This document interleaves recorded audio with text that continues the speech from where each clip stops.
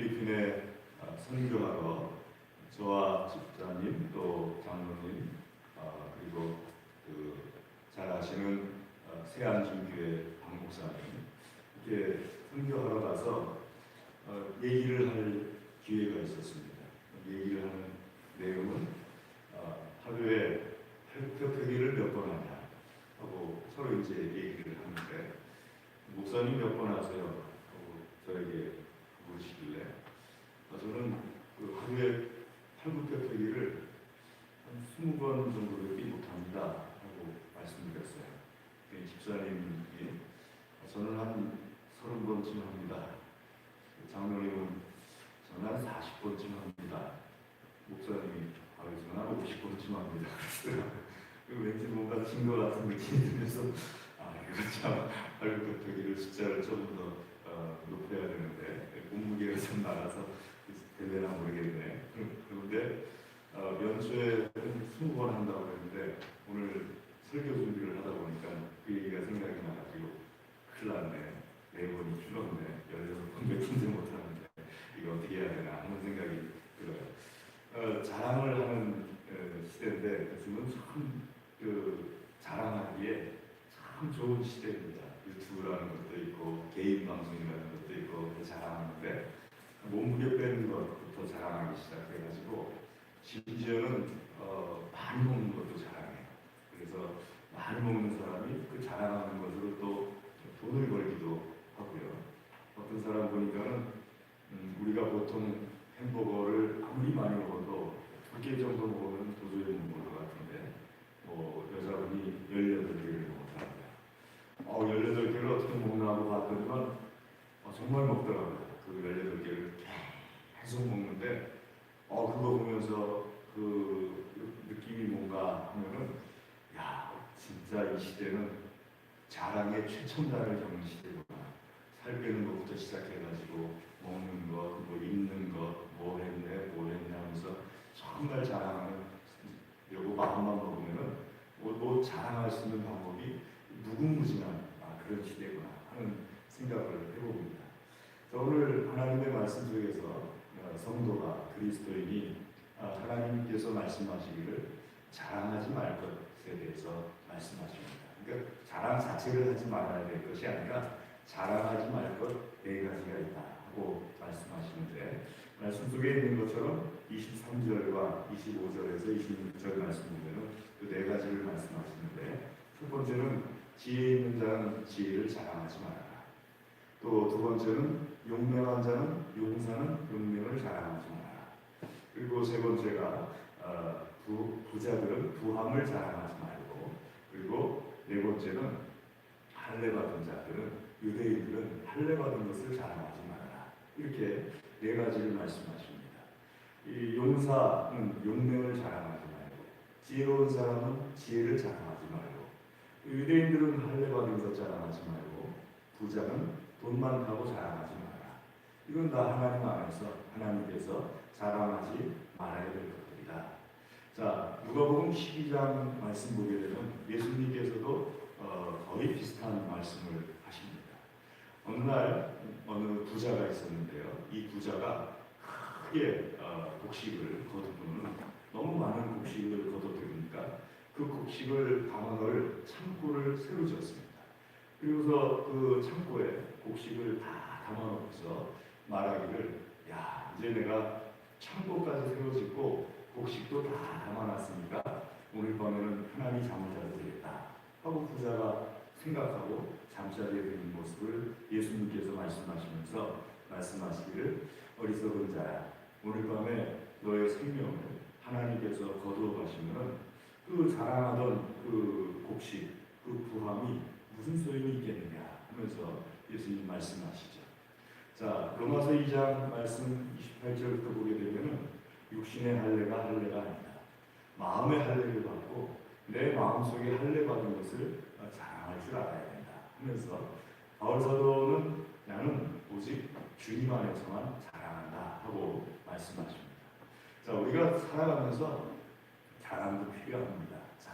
자랑하는 것이 있는 것이 우리 사람에게 얼마나 중요한지 모릅니다. 사람이 자랑할 것이 없으면 참 쓸쓸합니다. 내가 이건 자랑할 거라고 생각했는데 어느 날 보니까는 그게 자랑거리가 아니다 하고 느껴졌을 때 그때 참 수치스럽죠. 그리고 그런 마음이 들 때 삶 전체가 무너져 내리는 것 같은 그런 느낌이 듭니다. 어느 날 어느 아이가 자기 아버지를 그에게 투정을 부리면서 말하기를 아버지 참 무능하세요.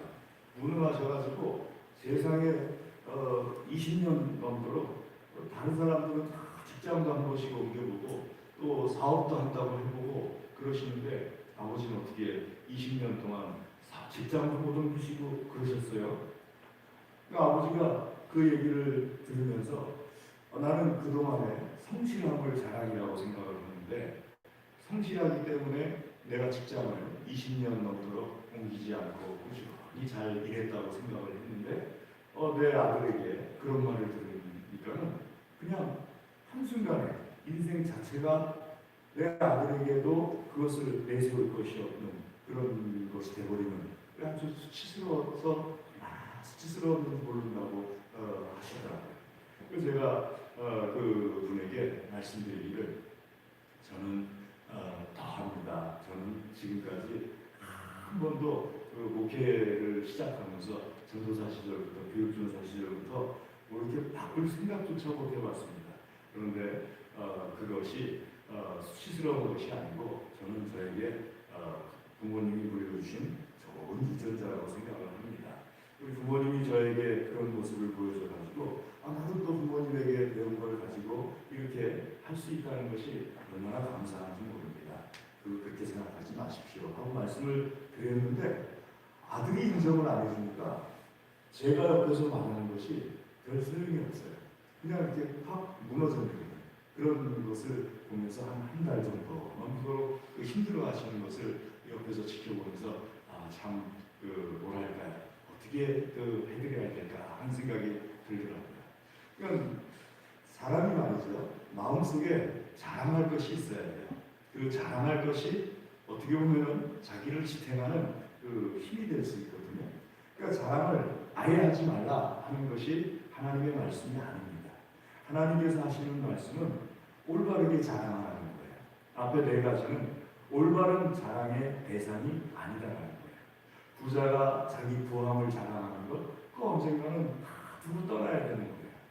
그리고 용사가 용맹을 자랑하는 것, 세월이 지나보십시오. 다윗도 세월이 지나니까는 전쟁터에 나가서 부하들에게 좀 쉬운 말로 얘기하면 왕이시여 거추장스러우니까 이제 왕궁 안에만 계십시오.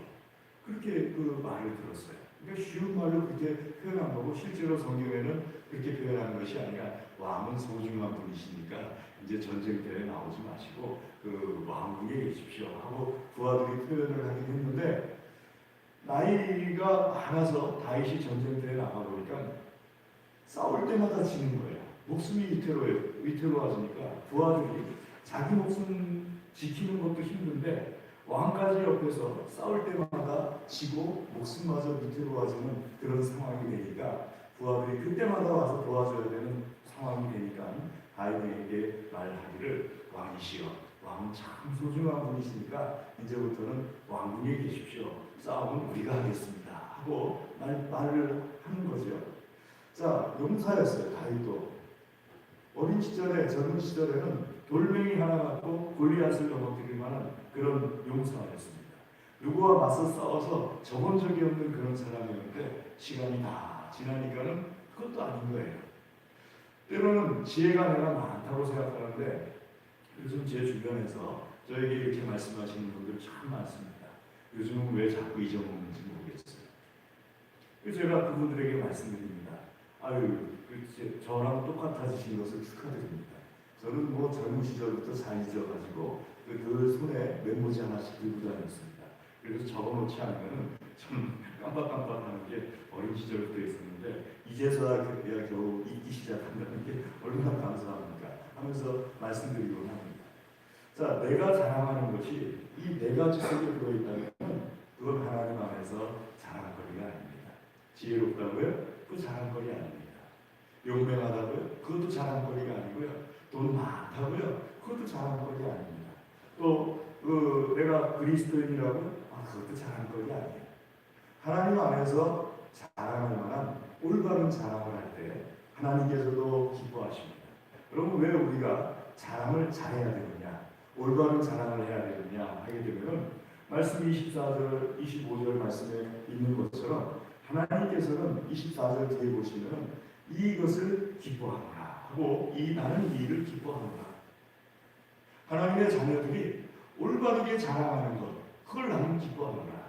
올바른 자랑거리를 갖고 있는 것, 그걸 나는 기뻐하노라 하면서 하나님께서 말씀하시고요. 그리고 두 번째로는 내게 자랑이 있을 때, 내 어떤 그 하나님 앞에서 자랑이 있을 때 자기 자신에 대해서 실망하지 않아요.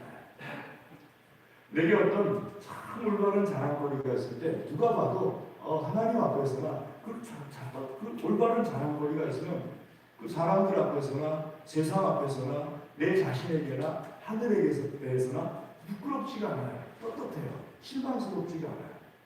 근데 내게 그런 자랑거리가 없으면요, 사람들이 다 나를 칭찬해도 내가 알고 있는 내 수치감이 있으면 밤에 잘 때도 잠이 못 자요. 떳떳하지가 않아요. 그러니까는 내 마음속에 하나님께서 주신 이 말씀처럼 올바른 자랑거리가 있으려고 힘써야 됩니다. 이 자랑이 있으시기를 주의 이름으로 축복합니다. 자, 그럼 하나님께서 말씀하시는 자랑은 무엇이냐 하면요, 말씀 속에 우리가 살펴본다면 첫 번째는 전체적으로 한마디로 하나님 말씀하시기를 마음의 할례를 받으라 하고 말씀하셨어요. 유대인들에게 있어서 표면적인 할례가 아니다. 정말 할례는 마음의 할례를 받아야 된다 하고 말씀하셨어요.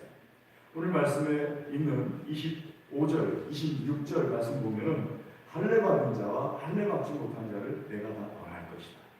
할례 받지 않은 자는 하나님을 안 믿는 사람들이기 때문에 벌할 것이고, 할례 받은 자는 그저 육체적인 할례만 받고 있기 때문에 내가 벌할 것이다. 마음의 할례를 받지 못했기 때문에 내가 벌할 것이다 하고 하나님께서 말씀하십니다. 자, 마음의 할례를 받아야 돼요.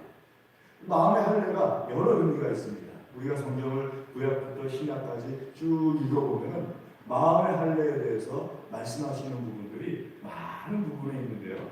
그 중에서 특별히 정리를 한다면 첫 번째로 마음의 할례가 무엇이냐 하게 되면 나만이 알고 있는 비밀스러운 자랑을 갖고 있어요. 누가 뭐라고 할지라도 나만이 알고 있는 자랑이에요.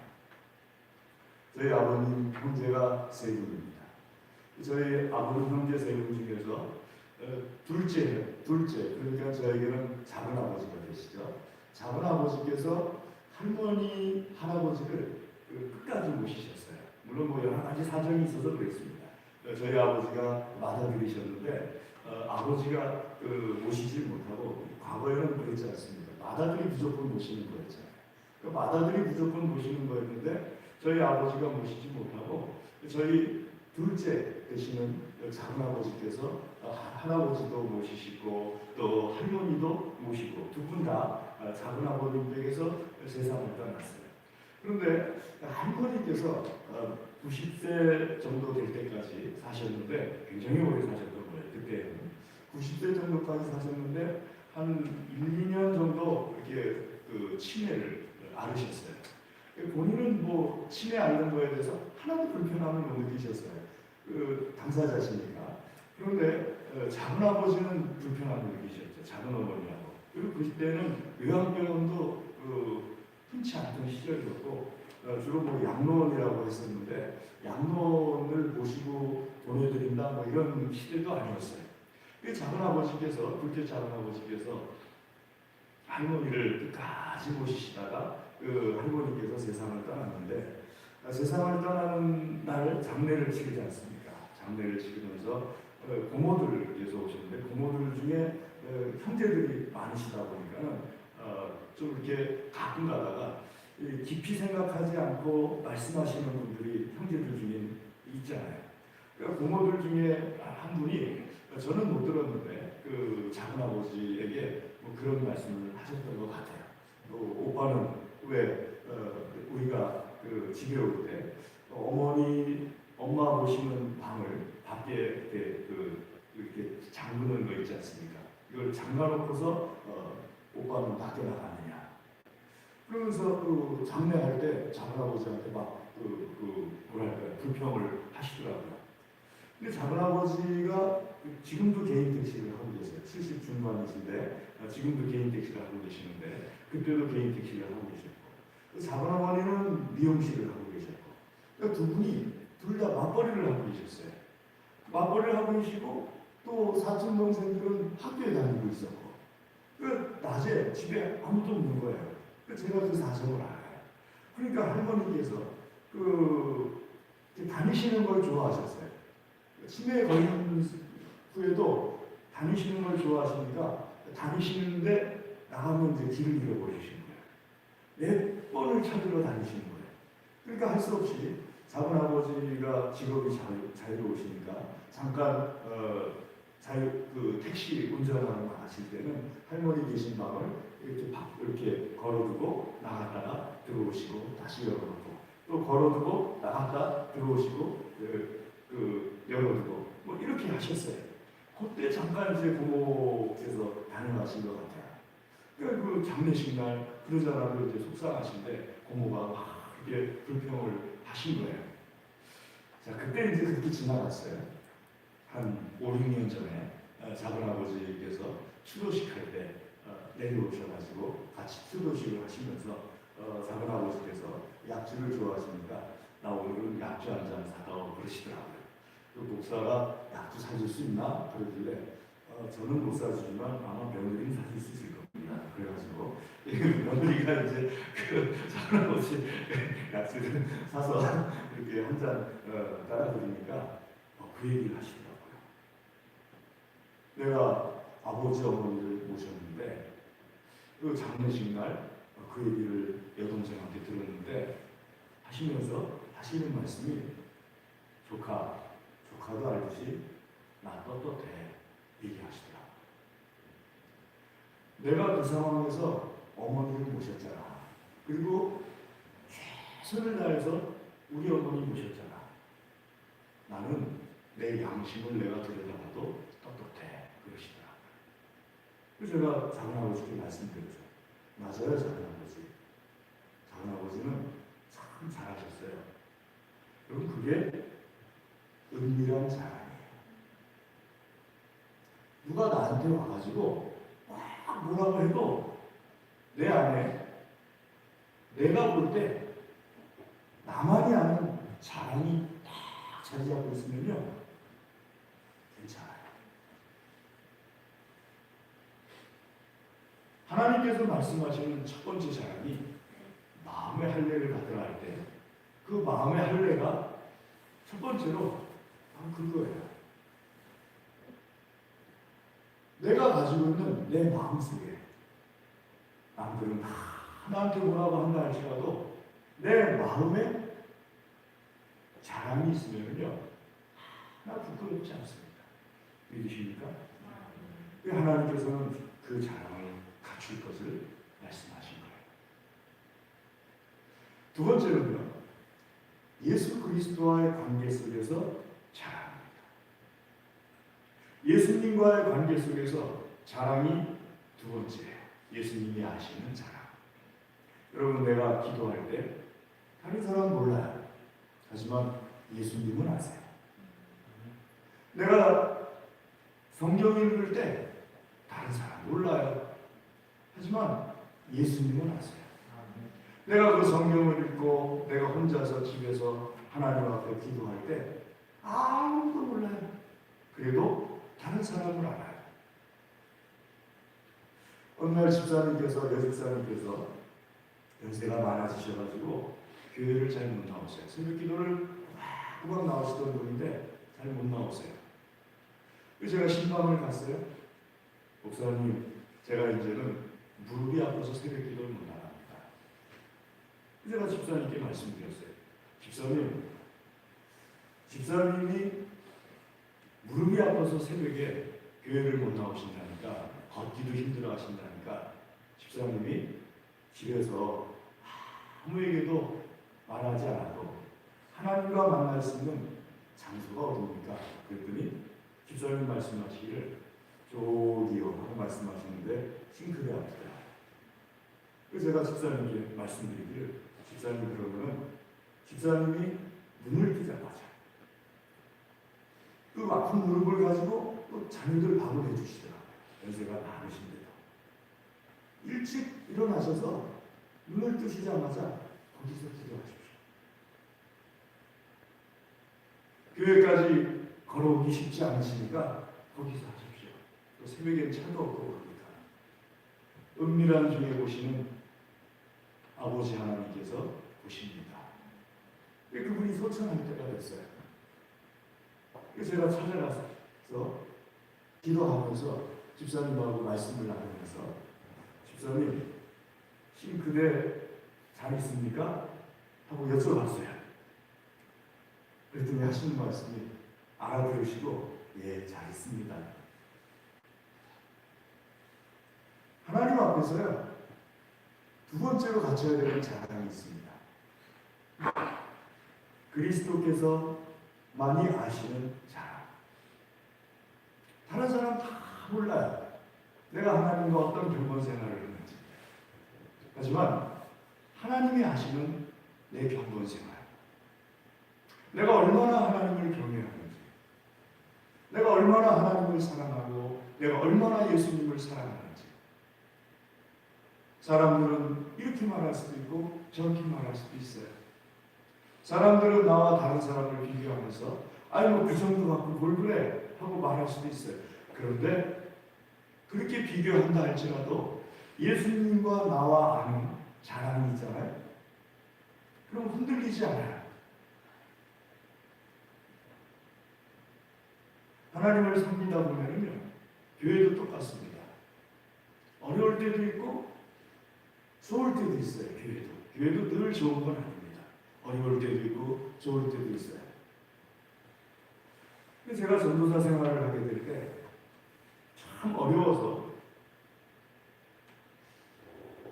다른 데다가 어떻게 손 뻗기는 미안하고 손을 내밀긴 미안하고 그러니까는 저희 집사람하고 저하고 그 산속에 있는 교회 담임 목회를 하게 되었는데요. 집사람하고 저하고 어디 이렇게 손 내밀기도 못하는 그런 성격이에요. 또 제 집에다가 손을 내밀면 제가 안 믿는 집에서 태어났으니까 그러려면 뭐하러 목회자가 되느냐 하고 얘기 들을까봐 그 당시에도 가족들이 다 안 믿고 있었으니까 그 손을 못 내밀어요. 그 둘이서 한 몇 차례 정도 참 힘들 때 그 마당이나 교회 마당이나 망초대 있지 않습니까? 망초대를 꺾어가지고 그거랑 이렇게 쌀하고 밥 이렇게 해서 먹은 적이 있어요. 그러면서 산속에 있는 교회를 나름 지킨다고 하나님 앞에서 열심히 한다고 한 적이 있어요. 그러니까요 이런 마음이 들더라고요. 교회가 좋을 때도 있고 교회가 어려울 때도 있고 특별히 올해처럼 뭐 코로나 때문에 교회가 어렵다 뭐 이렇다 하는 초창기에 우리 교회도 어려워지면 어떻게 될까 하고 생각할 때 제가 집사람에게 한마디 했어요. 마음 좁대 한 번 더 먹지 뭐. 뭐 마음 좁대 한 번 더 먹지 뭐. 하나님 섬기는데 뭐 지장 있나? 그러니까 내가 가지고 있는 다른 사람이 볼 때는 뭐 지혜도 없을 수 있습니다. 용맹하지 않을 수도 있습니다. 돈이 많지 않을 수도 있고요. 또 어떤 경건하게 보이지 않을 수도 있어요. 하지만 내가 알고 있는 나의 자랑, 그리스도께서 하시는 나의 자랑, 이게 있으면요 다른 사람들이 볼 때 지혜 없어 보여도 부자 아닌 것처럼 보여도 또 실제로 부자가 아니어도 또 실제로 용맹하지 않아도 또 실제로 경건해 보이지 않아도 흔들리지 않습니다. 그래서 하나님께서는 우리 그리스도인들에게 말씀하시기를 올바르게 자랑할 것을 자랑하라. 자랑하려면 그 자랑거리를 갖춰야겠죠. 그걸 힘쓰라고 하나님께서 말씀하시는 겁니다. 마지막으로요. 여러분, 자랑은 점점 좋아져야 돼요. 점점 나빠지는 것이 아니라. 내가 왕년에 이게 이런 표현이 아니고 난 지금이 과거보다 훨씬 더 자랑이 많습니다. 이런 자랑이어야 돼요. 박선임 목사님 말씀 중에 저는 그 책을 못 읽어봤는데 그분이 읽은 책 가운데 이런 내용이 있다고 말씀하시더라고요. 미국에는 잡지 중에 라이프즈라는 잡지가 있답니다. 근데 이 라이프즈라는 잡지에 자기가 미국에 있을 때, 박선임 목사님이 미국에 있을 때 어느 날 잡지를 읽어보니까 거기에 케네디 대통령 기사가 실려있더래요. 표지 모델은 아니었는데 그 속에 사진이 딱 들어있는데 보니까는 어떤 사진이었냐 하면은 스키장에서 그 흰 눈밭에서 위통을 다 벗고서 눈에 딱 누워있는 그런 사진을 찍었더라는 거예요. 이 기자가 물어봤대요. 기자가 케네디 대통령에게 물어봤대요.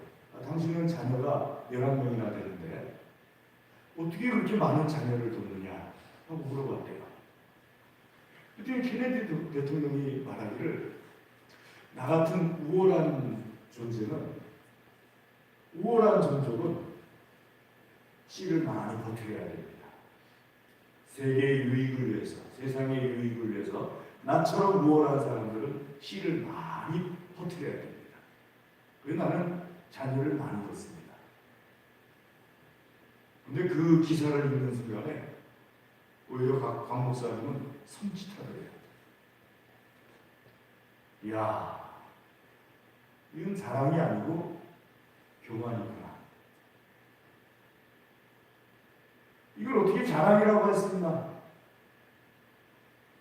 나처럼 우월한 존재는 씨를 많이 퍼뜨리기 위해서 11명의 자녀를 뒀습니다. 그 기사 나고서 1년 뒤에 케네디 대통령이 암살을 당했대요. 그리고 케네디 대통령이 예상 못한 그의 자녀들이 하나하나 희귀하게 죽어요. 어떤 사람은 비행기 타고 가다가 죽고, 어떤 사람은 보트 타다가 죽고, 어떤 사람은 뭐 하다 죽고. 지금은 케네디 대통령의 그 11명의 자녀 중에서 1명인가 2명밖에 살아남지 못했어요. 여러분, 그건 자랑이 아니에요. 그건 이렇게 점점 수그러드는 거잖아요. 하나님께서 우리에게 올바르게 자랑해야 될 것은 오늘 내가 믿음이 좋았더라도 내일은 더 좋아야 돼요. 오늘 내가 믿음이 좋으면 내 자녀들은 더 좋아야 돼요. 오늘 내가 하는 것에 대해서 어떤 내가 가지고 있는 내밀한 나만이 아는 자랑이 있다면 그게 날마다 쌓여가야 돼요. 그러니까 오늘 하루 딱 하는 것에 대해서 그치는 것이 아니라 하나님께서 원하시는, 하나님께서 기뻐하시는 자랑은 날마다 좋아지는 겁니다. 아멘. 오늘보다 내일이 좋은 거예요. 과거보다 오늘이 좋고 또 오늘보다 내일이 좋고 그래서 점점 더 창대해지는 거예요. 처음에는 겨자씨 같았지만 그 겨자씨를 통하여서 큰 나무가 되고 그 나무에 새들이 날아오고 그리고 들짐승들이 와서 쉬게 되는 그런 그 미래가 점점 좋아지는 그런 자랑. 이것을 하나님께서 올바른 자랑으로서 우리에게 성경을 통해서 말씀하십니다. 사랑하는 교회 여러분, 뭘 자랑하려고 힘들게 달려가시는지 한번 점검해 볼 수 있기를 주의 이름으로 권면합니다. 내 주변에서 나 돈 많아 하고 자랑하는 사람처럼 그 가운데 들어가려고, 그 자랑 속에 들어가려고 힘겹게 노력하고 계시는지, 아니면 나 배운 거 많아 하고 자랑하는 것처럼 그 가운데 들어가려고 힘겹게 노력하는 것인지, 아니면 나 용맹스러워하는 것처럼, 나 건강하는 것처럼 그 가운데 들어가려고 힘겹게 노력하는 것인지, 여러분 그게 다 나쁘다는 게 아닙니다. 문제는 그런 속에서 내가 내 자신에게 자랑할 만한 내밀한 것이 있어야 된다는 거예요. 그런 속에서 하나님과 나 사이에 자랑할 만한, 예수님만이 아는 내밀한 것이 있어야 된다는 거예요. 아멘. 어느 날 제 동기 목사가 저에게 자랑을 합니다. 내가 말이야, 저희가 그 동기가 서로 그런 거 있지 않습니까? 내가 오늘 했으니까 다른 사람을 탁 지목하면은 그 사람이 그걸 받아서 하는 거. 한 30대 중반에 갑자기 어느 동기가 문자를 보내는데, 다른 동기한테 문자를 보내더라고요. 나 20일 금식 기도했다. 다음에 김주하 목사가 했으면 좋겠다. 하고 김주하 목사라는 분을 미천에 계신 그 동기 목사님인데, 그 김주하 목사님이 갑자기 슬픈 표정을 느끼시더니 그러더니만 또 한 달쯤 지나서 말하기를, 한 달 보름 정도 지났어요. 난 40일 했다. 다음은 김인석 목사가 해라. 김인석 목사는 저기 평택에 있는 목사입니다. 그러니까 김인석 목사가 또한 20일쯤 지난 다음에 난 20일 했다 하고서 또 아무개를 지적하더라고요. 그런데 그 김주하 목사라는 분하고 얘기를 하게 됐어요. 김 목사, 40일 하고 나니까 어때? 하고 물어봤어요. 이 젊은 시절에 배구 선수를 해가지고요. 저는 김주하 목사라는 김 목사가 자랑하기를 대단한 금식을 제가 느끼게 했어요. 사모님이 같이 계셨는데 사모님 밥 다 해주고 빨래까지 다 해주고 그러면서 40일을 했어요. 보통은 한 15일쯤 금식하면요 거기에 들 힘도 없거든요. 이게 여러분 15일 금식하면은 내 머리가 얼마나 무거운지 알아요. 나도 모르게 이렇게 돼요 머리가. 근데 40일 금식하면서 그렇게 했어요. 그거 자랑할 줄 알았어요. 나 이 정도로 건강한 사람이야. 이렇게 여유 있게 금식했어. 그거 자랑할 줄 알았는데 하는 말이 40일 금식하니까 어때? 하고 물어봤더니 이제 내가 예수님을 좀 알 것 같아. 이제 내가 예수님을 좀 알 것 같아. 그 한마디 딱 하더라고요. 여러분 우리가 자랑하는 거 하나님께서 말씀하시기를 그거 다 쓸데없는 자랑이다. 돈 많다고 자랑하는 거, 공부 많이 했다고 자랑하는 거, 건강하다고 자랑하는 거, 아니면 그리스도인이라고 자랑하는 거, 나 구원받았다고 자랑하는 거, 그거 다 아무것도 아니다. 사실 그거 다 하나님 은혜예요. 주 안에서 자랑하시기를 주의 이름으로 권면합니다. 나만이 아는 자랑을 세워나가시고요. 예수님만이 아는 자랑을 세워나가시고요. 오늘보다 내일이 더 좋은 자랑을 세워나가십시오. 같이 한번 기도하겠습니다. 하나님 아버지 감사합니다. 아버지